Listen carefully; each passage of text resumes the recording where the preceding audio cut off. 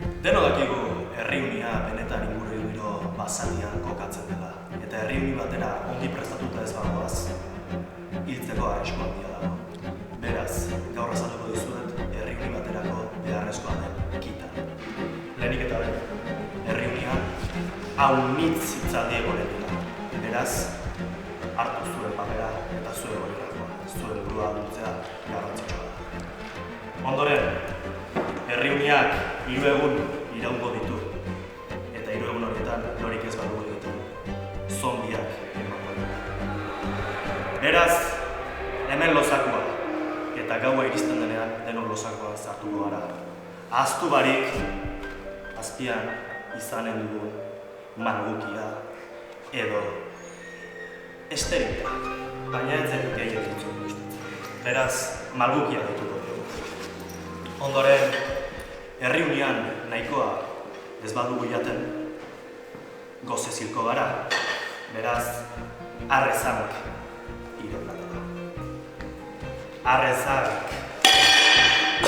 ire edakikia, bestela urbarik egarri haunitz pasako dunk.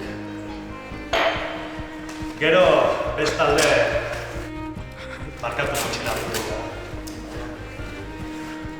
Labanak elikagaiak mozten lagunduko dugu, baina etxaien burua mozten ere bai.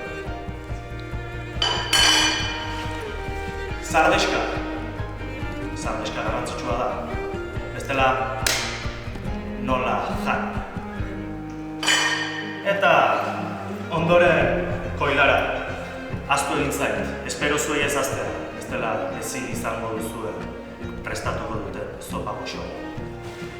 Eta azkenik pare bat gomendio eta pare bat bete behar. Gomendioak, herri-unian jan eta lo egin nahi baduzue, bonoak izanen dituzue zuen fakultate eta txapelarri taberna. Eta ez ahaztu astelenean eta asteartean 3etan asanblada egongo dela, beraz joan zuen gogo guziekin. Eta azkenik, denok San Mamesera. Har dezagun San Mameseko fakultatea. Gora ikasle borroka!